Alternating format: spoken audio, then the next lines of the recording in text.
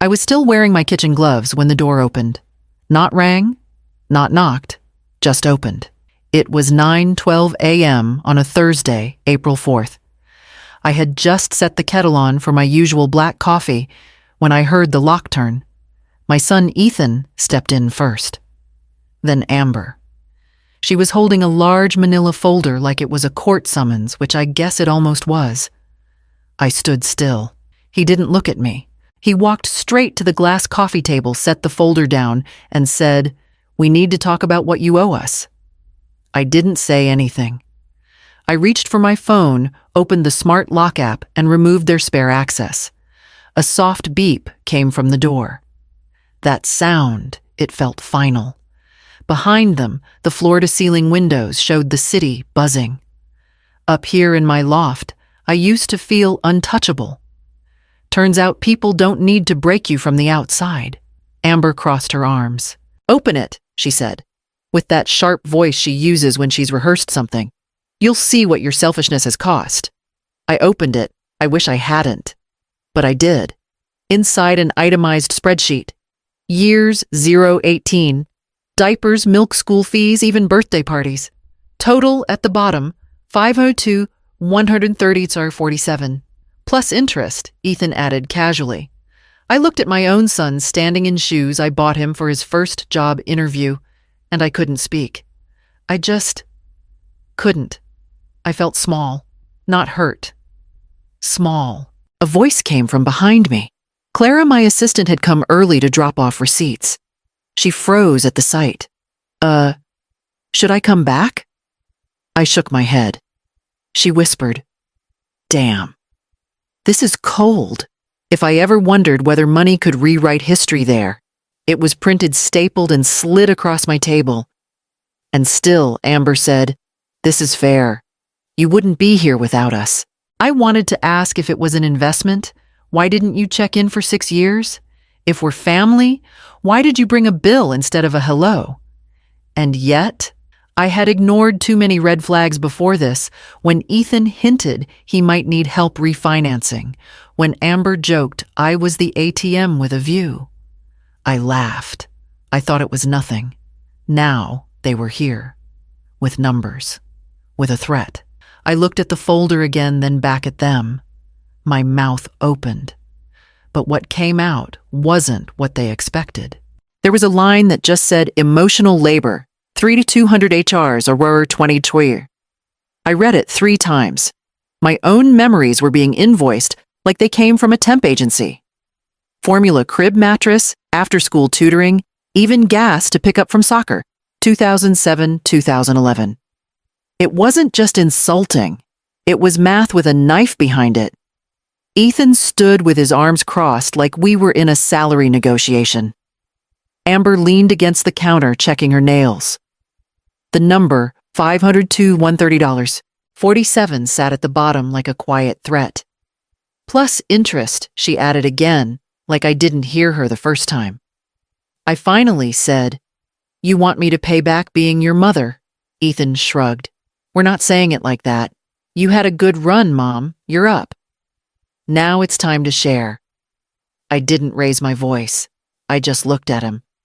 "If I'm up, why do you need my account to stay afloat?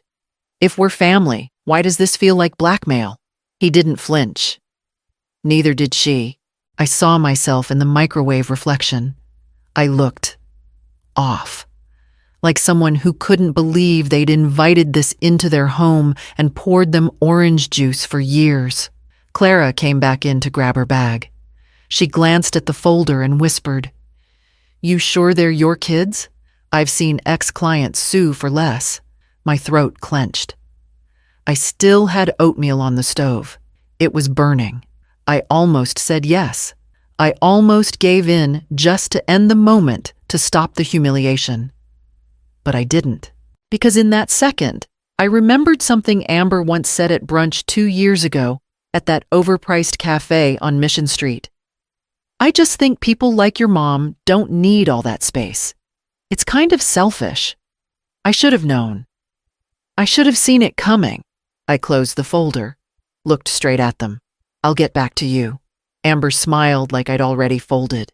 but I had just started flipping through the real files. I didn't sleep. I sat at the kitchen counter with my laptop open and the receipt box from the hall closet dumped out on the floor. The timestamp on the coffee machine read 2:44 a.m. The penthouse was quiet, except for the fridge humming and me flipping pages, dragging a yellow highlighter across every wire transfer tuition deposit and favor I'd never called in. I pulled up old Chase emails. One from March 12, 2019, Amber asked me to front $200 for their down payment inspection. I wired it within 10 minutes. She sent a heart emoji. No payback. Never mentioned again. Until now, when apparently I owed them. I found the document Ethan had me co-sign for his first car loan. Toyota Corolla LE Silver, 2015. My name was on the bottom right. He said he'd remove it. Never did. I whispered out loud to no one. So, if I was such a bad mom, why did I still co-sign for your car at 27? At 3:21 a.m., I emailed everything to Miles, my lawyer. Subject line: if they want to fight, let's get accurate. A few minutes later, he replied with one line: print everything. Don't delete anything. Keep breathing.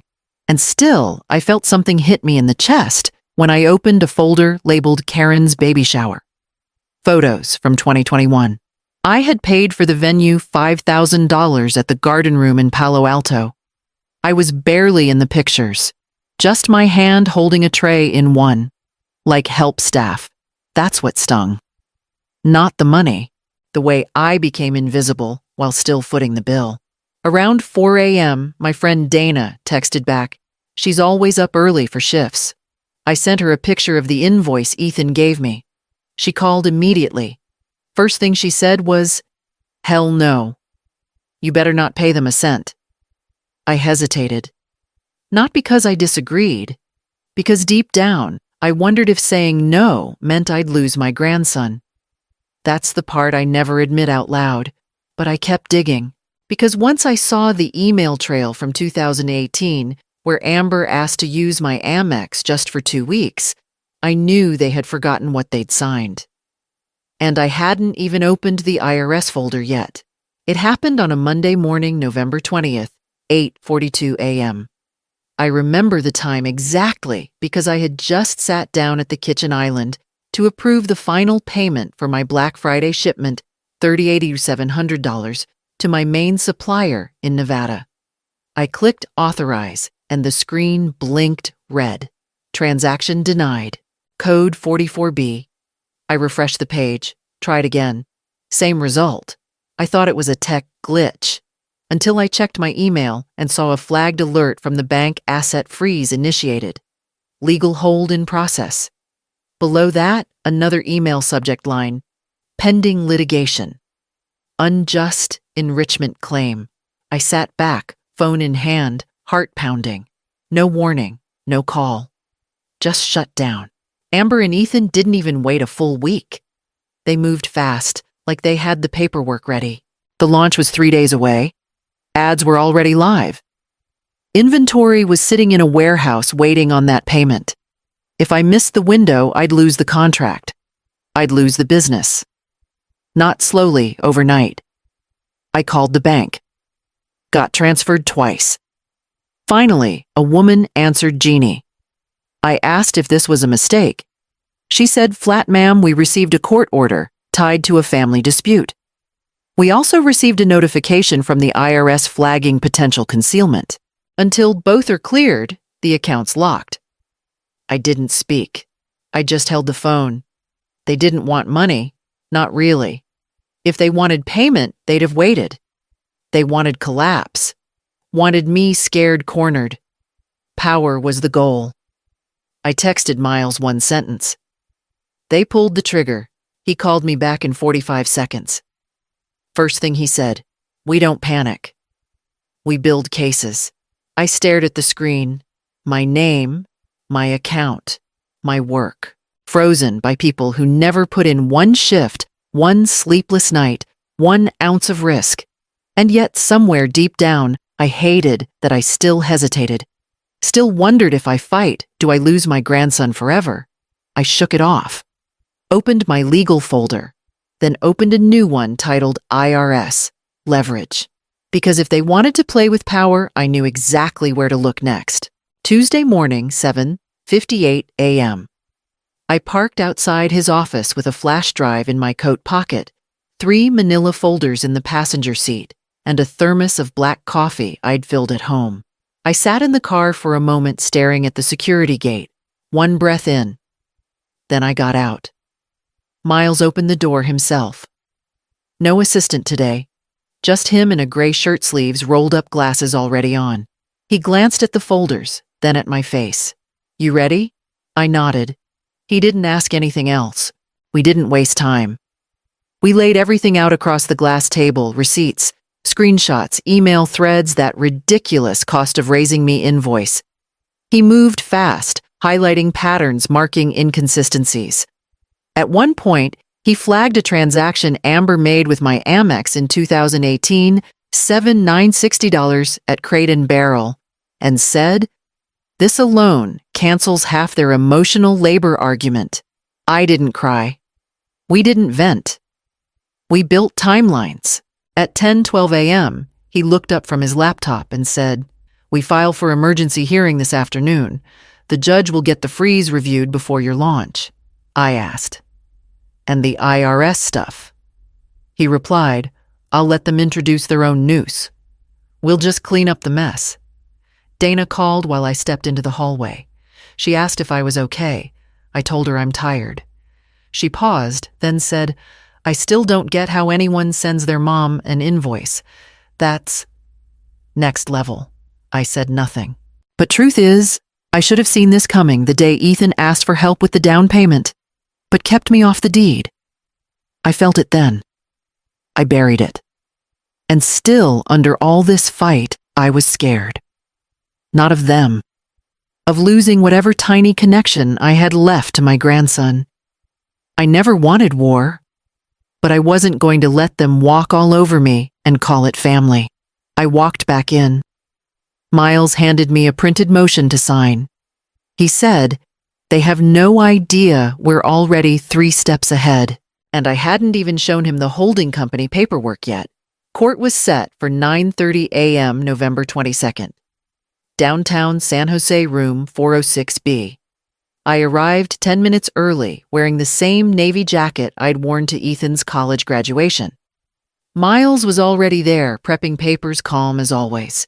He handed me a pen and whispered, "Let them talk first." Amber wore soft beige and no makeup, just enough to look fragile, but polished. Ethan sat beside her, hunched forward, hands clasped like someone in prayer. Their lawyer, a man named Halverson, started with a line I'll never forget. "This is not about money. It's about betrayal from a mother they trusted." I looked at the floor, then at the judge. Her face didn't move.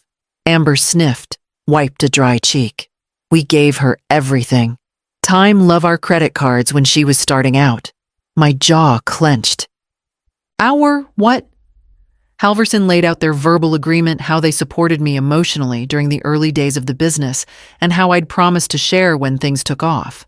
Miles didn't interrupt. I wanted to. I didn't. I let them dig. At one point, Amber said, "She's never invited us to stay at her place. Not once. Even though we helped her get it." I had to breathe through my nose. Helped me. The deposit was mine. The loan was mine. Their names weren't even on the parking lease. If we're family, why did the first message come from a lawyer? I glanced at the gallery. Dana had shown up. She gave me a small nod and mouthed, "You good?" I gave a tight smile. I was holding together, but barely. I hated that somewhere in me there was still shame. Shame for saying no, for drawing a line too late, for letting them humiliate me in a room full of strangers and pretending it didn't sting. The judge leaned back in her chair, fingers steepled. "The documentation from the plaintiffs is detailed." Then she turned toward me. "Ms. Anderson, this spreadsheet suggests expectation of repayment. I'm inclined to uphold the asset freeze pending full review." Miles didn't move, just adjusted his tie, and said, "Your Honor, if I may, Exhibit B changes everything." Miles didn't raise his voice. Didn't do the dramatic pacing thing you see on TV. He just stood holding a single sheet of paper. It was printed on regular copy paper, 12-point font, nothing fancy. "Your Honor," he began, "we are not disputing the spreadsheet. In fact, we're grateful the plaintiffs were so detailed." The judge looked up. Ethan shifted. Amber tilted her head, confused. Miles continued, "Because by listing these child-rearing costs as services, Mr. Anderson has effectively declared them as business expenses." And yet, he paused, letting the words settle. They were never reported as taxable income. I looked at my father. The same man who once scolded me for using TurboTax instead of a CPA. His face went pale. Not dramatic, just drained. Like someone hit mute on his confidence. Miles handed over a copy of Andrew's tax returns from 2001 to 2021. Highlighted sections, cross-reference deposits, and then furthermore our audit reveals Mr. Anderson diverted over $80,000 from employee pension contributions between 2015 and 2020, transferred discreetly into accounts tied to his daughter's failed brand. Amber opened her mouth but didn't say a word. Her cheeks flushed pink. The courtroom got quiet. Dana, sitting behind me, whispered under her breath, "Holy, that's payroll fraud." And I just sat there thinking, how long had I excused things I should have questioned? The family loans, the missing retirement savings he always blamed on the market, the way he said Karen's projects were just temporary support. I looked the other way, because I didn't want to believe he was capable of this. But if they were calling me a product trying to cash in like I was some IPO, then I had the right to respond like a business. A clean one. If you're owed dividends, I wanted to ask him then, where's the paperwork that shows you ever invested clean money? The judge's expression shifted just slightly. Enough for me to know the tide was turning. And I hadn't even opened the last envelope in my bag. When Miles handed the envelope to the bailiff, I didn't look at Ethan. I looked straight at the judge. "One more item, Your Honor. It's a formal notice of eviction." Bella turned her head fast. "Eviction," she repeated like the word was foreign. Her voice cracked.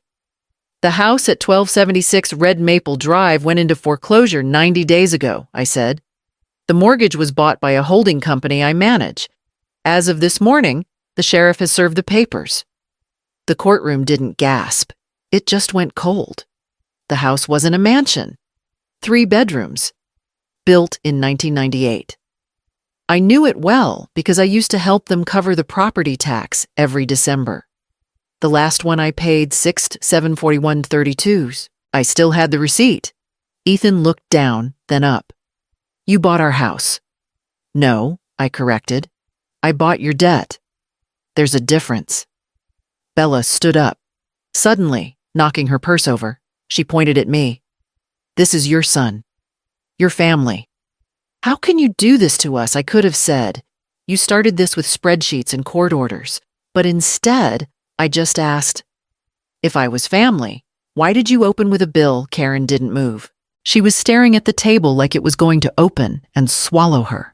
Judge Marquez glanced down at the envelope. This is within her legal rights.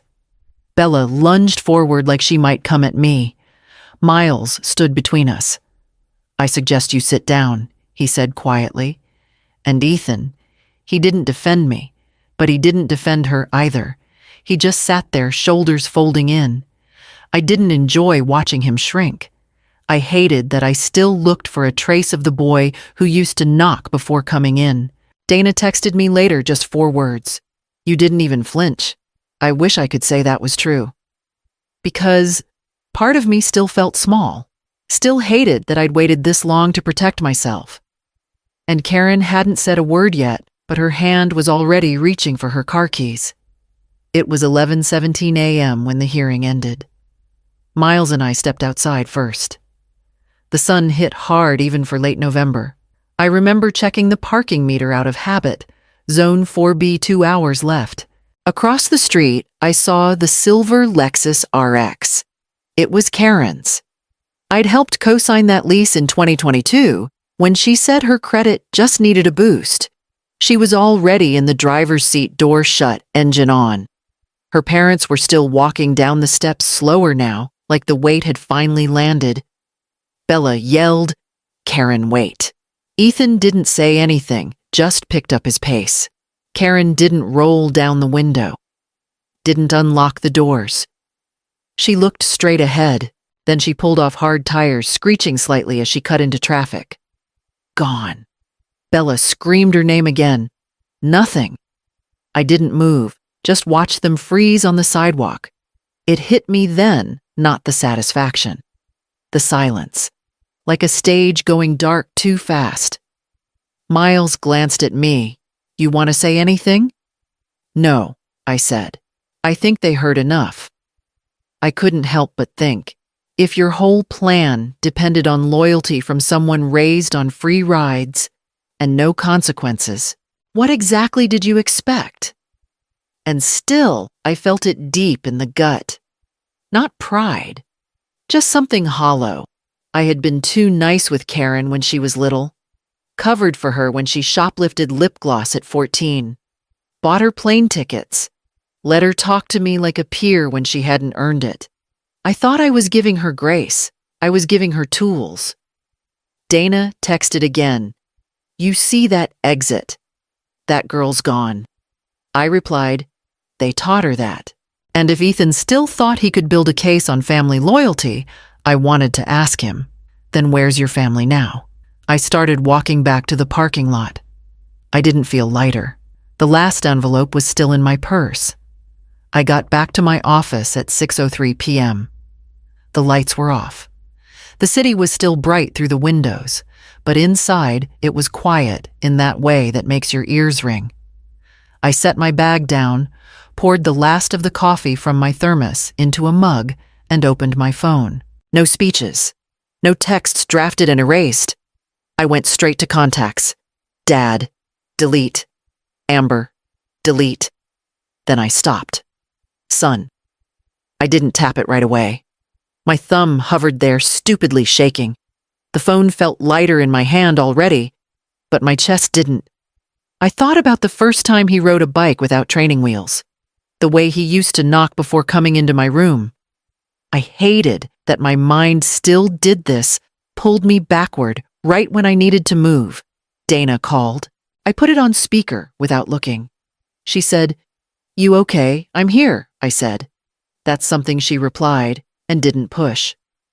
Orders started coming in, one after another. The dashboard refreshed and the numbers climbed. Black Friday didn't care about family drama. Inventory moved. Payments cleared. The freeze was gone. I didn't cheer. I just took a sip of coffee and watched it happen. I finally tapped the name. Delete. If I'm supposed to pay for raising my own child, then why did he still need my credit to lease a car last year?